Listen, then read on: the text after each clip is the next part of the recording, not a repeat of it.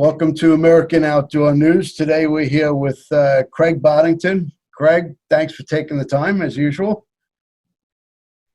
Well, thanks for having me, Chris. It's good to see you, and you look healthy and happy, and so obviously you've survived this mess okay. Yeah, well, the staying home part wasn't that good, but we did what we needed to do. Well, I don't think I've been home this long since I was in high school, and this would have been my 50th reunion, but of course it wasn't held because of the virus. Wow. Now, how has this affected your hunts for the year? Gone. All of them. Yeah, I'm still hopeful that some things in the fall will happen, but I think I had some things planned in the spring and nothing happened. Everything rolled forward to next year, the year after, and that's just the way it goes. I think in the fall, things are going to be a little bit better. The one thing I haven't done is I haven't gotten on an airplane since March, and that's unusual for me and not in a hurry. But the other day I got word that I drew a goat tag in Montana, so I've been applying for that one since 1971. Wow, and you just got it? Took a long time and finally drew that. So I'll actually drive up and take my own saddle and life's good. Wow. So that's what, like a 10-hour drive for you? Oh no, more than that, but it's a long day. It's doable. Okay. All right. Well, you've had a pretty celebrated career in the outdoor industry. You've won multiple awards. You won the Weatherby Award a few years ago, the Capstick Award, the Loophole Award, the Conklin Award. Wow, that's something. I've been lucky. I've had a pretty good run. At what point in your career did you realize that you had become a famous hunter? Well, I really never have. I'm kind of uncomfortable with that, Chris. I mean, I love what I do, and I've been doing it for a long time, and hopefully I can do it for a little while longer. But there are some words that are like fingernails on a blackboard to me.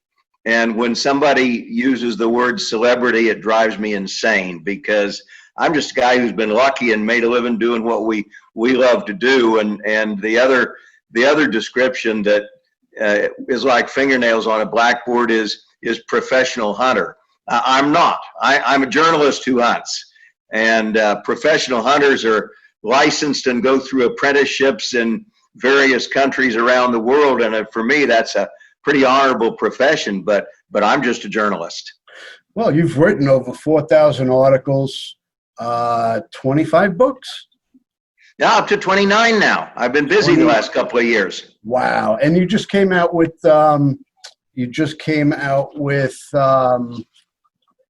Buffalo too. Yes. Okay. Now, what made you come out with a second part to that? Well, I did Buffalo some years ago, and I'm happy with it. It's fine. There's nothing wrong in it. But I wrote that book, now the best part of 15 years ago. And I know more now than I did then. And the last few years, we've been spending a lot of time in Mozambique, which is hell, it's all great, but we've been spending a lot of time there, and the swamp hunting there is just so much different than your typical tracking hunt in Zimbabwe or Tanzania or places. And so I know more now. And the other thing is when I wrote that, a buffalo's a buffalo's a buffalo. It really doesn't change that much from one end of the continent to the other. But at the time I wrote that, I hadn't had a chance to hunt the Nile buffalo in Uganda, and although I'd hunted them, I hadn't been successful on the dwarf forest buffalo, which is by far the smallest but the most difficult. And I'd tried, but I hadn't been successful. And so I thought, this is my final word on buffalo as far as books go. But I thought I know a lot more now, and I can do a more thorough job and really kind of add to what I might have missed. So what's the difference in the varied species of buffalo in the hunt? Is it more the terrain than the animal itself? I think know in general they're pretty pissed off animals. Well, I think it's really the terrain and the vegetation. Now, I mean, they change a lot. I mean, the Southern Cape buffalo that we all think about is big and black, and a bull will weigh 1,500 pounds. As you get further west in Africa, across Central Africa, and that huge bulge of West Africa, they get smaller. They get smaller in the body and the horn, and they're not black anymore. You start to see a lot of brown and red in every herd. Now, yeah, the majority of bulls will still be very dark, mature bulls, but you'll still see red buffalo bulls that are perfectly mature, and they're kind of as almost burnt orange red they can be, and the horns get smaller. So if you go across to Cameroon, in the north there, the Savannah buffalo there weigh 1,000 pounds, so they're a third smaller. And then you drop south down into the forest zone where you have the true forest buffalo, and they're tiny. They're 500, 550 pounds with very small horns, and they're all red. They're almost never completely black. So they change a lot, but the hunting is the same except for the vegetation. And you get into real thick country, then it's more dangerous and more exciting. The people there where they hunt in West Africa and Central Africa, they maintain their buffalo or are more aggressive than the southern buffalo. I don't believe it. I think it's just so much thicker that you tend to bump them at a lot closer range. Now, you've hunted, over 300 plus species all over the world. Where is your favorite place to hunt? Ooh, that's both hard and easy. I mean, favorite hunt is always either the next hunt or the last hunt.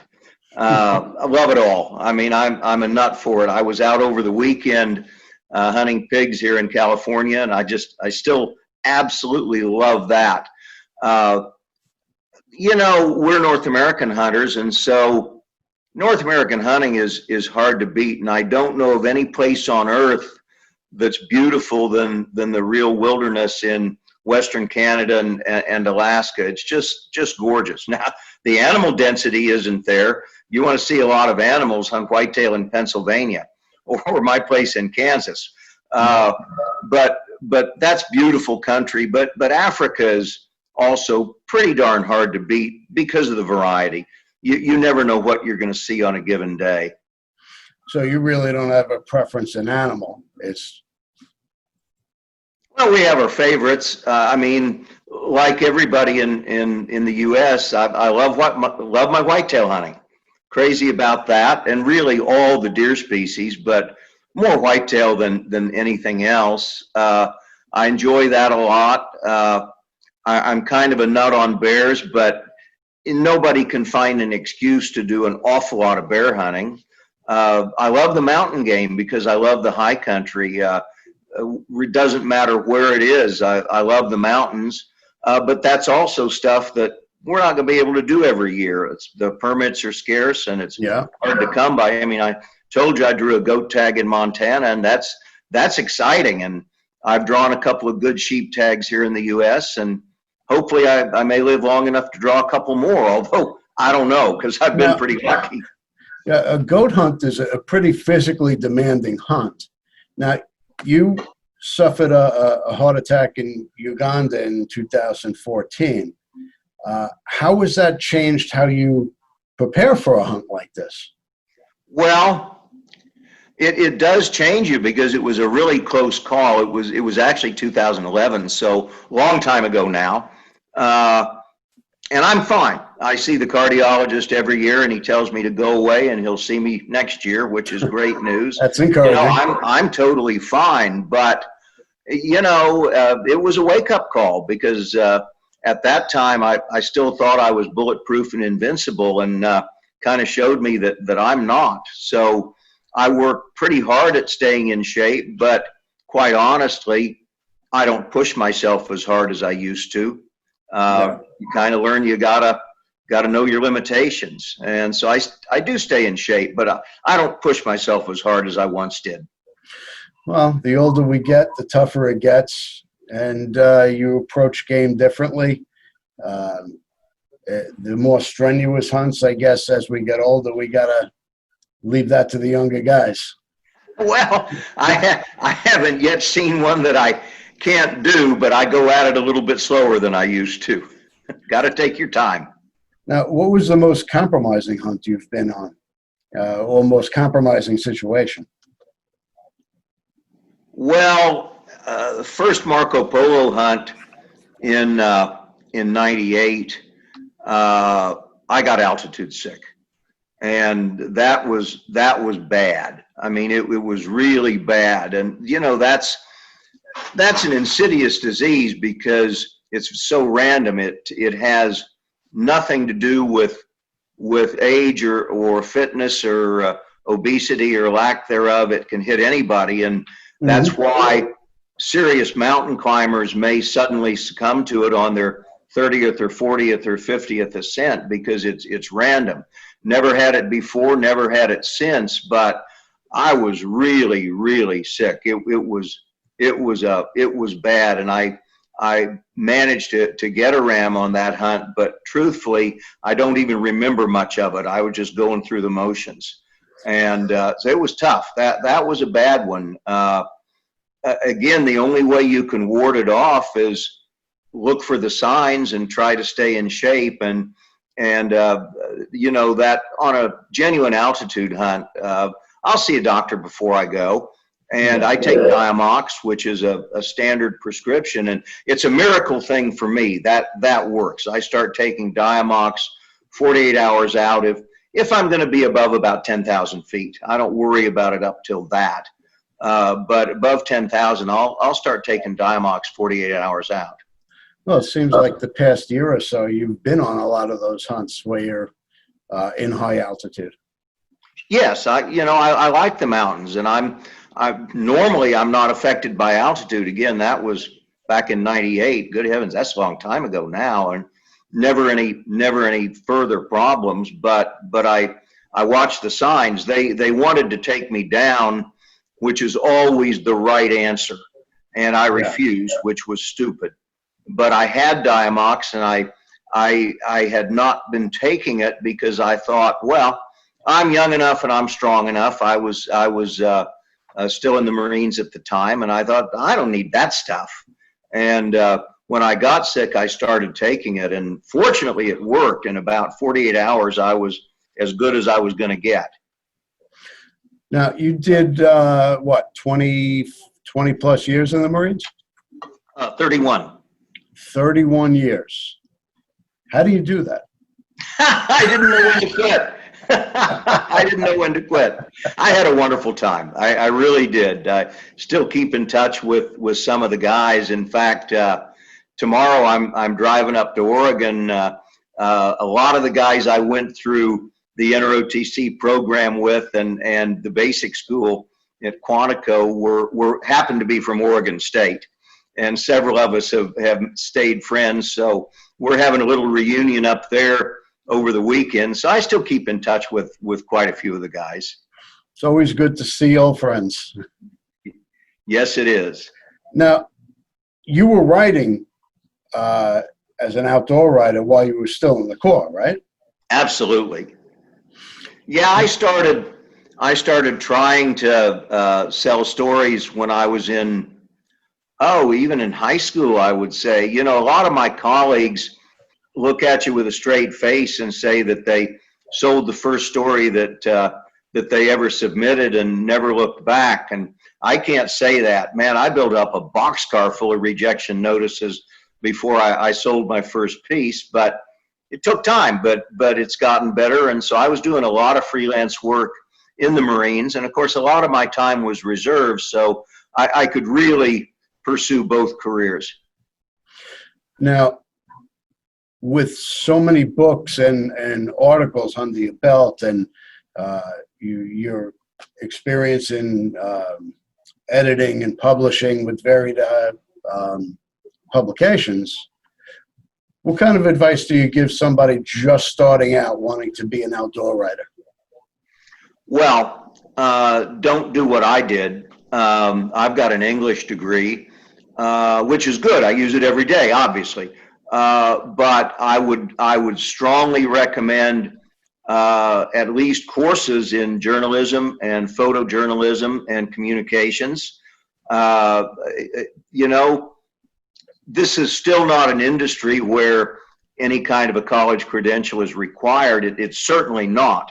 But the more you know, the better off you are. So I think anything in the J school journalism course of study, English degree is useful, communications is valuable, but anything along those lines, as far as you can go with it, is really helpful because you will use it every day. And my biggest mistake, and it's still my career failing, is I'm a lousy photographer. So take a lot of pictures, and if you take enough, you'll get one or two good ones, but start early. Start really early with a decent digital camera and really learn how to use it, and learn how to do studio photography, which I'm terrible at, as my editors will tell you. But learn how to do studio photography and really, because, you know, some of the old timers that we revere, like Elmer Keith and Charlie Askins and the old timers who were still around when I got started, they were terrible photographers. And if they started today, despite their knowledge, I'm not sure they could sell their first story. So really consider the writing as one line and the photography is another. Learn how to do both and put them together, and you'll very much be a leg up. And the other thing is, you have to recognize that it's a difficult field because there is no mandatory retirement. Heck, there's no retirement plan. So I mean, guys like me don't step aside and let the young bucks in. We should. And I've helped out a lot of young writers and always try to, but we're not going to go away. We can do this as long as health and mental acuity remains. And so, you know, when you come in your 20s, you're competing with guys in their 60s and even 70s, sometimes 80s, who've been doing this for 50, 60 years. And that's tough because the field has not gotten bigger. So you have to really be persistent. You have to believe in yourself and make sure you have the hide of a rhinoceros, because you're going to get rejections. Par for the course. Now, you have the uncanny ability to really sit down anywhere and just bang out a story. You could be in the middle of a party and write a story. How do you do that?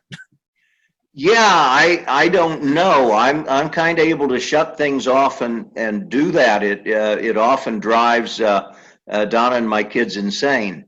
But when it's time to meet a deadline, I can shut them off, and I do. Unfortunately, often quite brutally.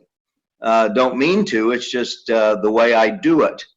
But I can shut things off and concentrate. And I've often said that I can write during an artillery barrage, and have. I shut things off pretty darn well. Now, it's not necessary to do that. Everybody works in different ways. You know, some people have to have an absolutely quiet place and go off by themselves, and that's perfectly fine too, but you have to learn what you need to do to really concentrate and get the job done. Well, you've had a long, unbelievable career. To you, and I know it would be different for me, what are some of the highlights of your career for you? Wow. Well, you know, I think the very best years I spent was when I was at Peterson Publishing. and I was there in the office from, you know, one of the problem with the younger guys is they tend to think that this is just going to happen. So I had a full-time office job for 15 years, from 79 into the 90s, and went to the office every day unless I was out of town. And but that was a magic time because Bob Peterson was such a great boss, and my boss Ken Elliott was fantastic. They're both gone now, but they were great people. And as a young editor, I had a chance to work with some fantastic writers. My best mentors, I think, were probably Bob Millick and John Wooters, both of them gone now, but their work is still out there. And they kind of took the new kid under their wing, and that was fantastic. So I was an office pogue for that 15 years. I left the office in 93, early 94, and have just been writing, purely writing under contract since then. And I enjoy that. I really do. But the time I spent at Peterson Publishing was such great preparation for everything else. And quite honestly, when I was a kid, I had a real tough scoutmaster. He'd been a POW in World War II, and he was a tough old guy. And obviously, then I went off to the Marines, and I learned so much from both Boy Scouts and what I learned in the Marines. And that's also stuff that I use every single day.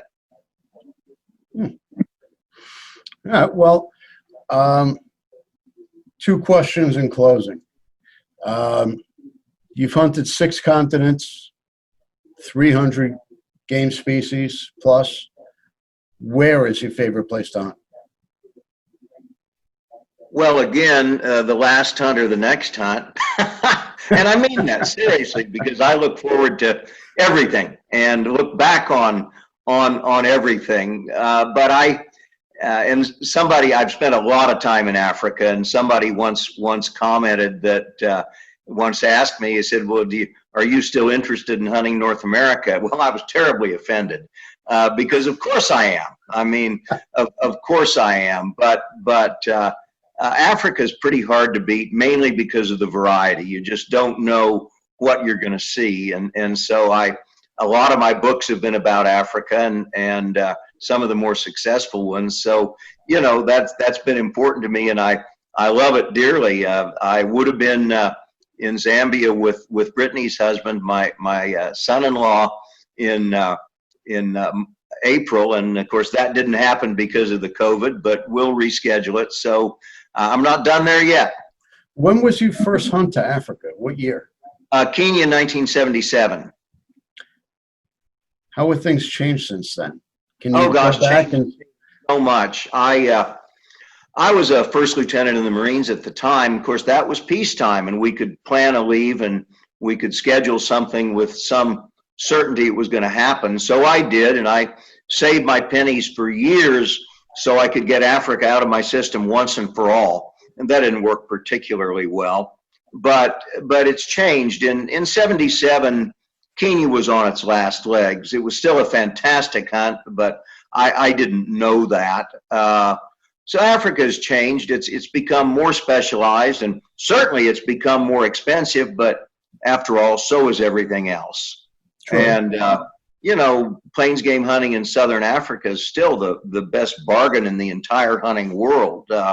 You know, I do outfitting in a very small way on my Kansas place, and good heavens, for what I charge for a week's whitetail hunt, you can still go to either South Africa and Namibia and have a great hunt and shoot a half a dozen animals. That's great. If you could only hunt one species today, what would it be? Oh, I'd have to stick with white-tailed deer. Wow, I really would. That's surprising. I would have thought it would have been the Cape quickly buffalo. by buffalo. That's what I thought it would have been. All right, great. I appreciate your time, and glad to have you on the cover in our fall issue. Well, Chris, thank you so much. Listen, it's good to be with you. And now, while you're out there, don't pet or talk to any strange viruses. You promise? I can't promise that. We love our children. We protect them. We guide them. We prepare them for life in the world. With all that we do, from deep in our hearts, we cannot control all things. Life-threatening illnesses and disabilities affect far too many of our children each year. While we cannot change the circumstance, we can make dreams come true. Dreams to provide hope, to provide spiritual healing and strength, to provide moments of happiness and relief in the hardest of times. We can give a glimmer of light and hope in a time of darkness and despair. Join huntofalifetime.org to help make dreams come true, to provide hope for children with life-threatening illnesses and disabilities. Hunt of a Lifetime is a nonprofit organization fulfilling dreams for hunting and fishing trips to youth 21 and under with life-threatening illnesses and disabilities. Visit huntofalifetime.org to learn how you can make a difference.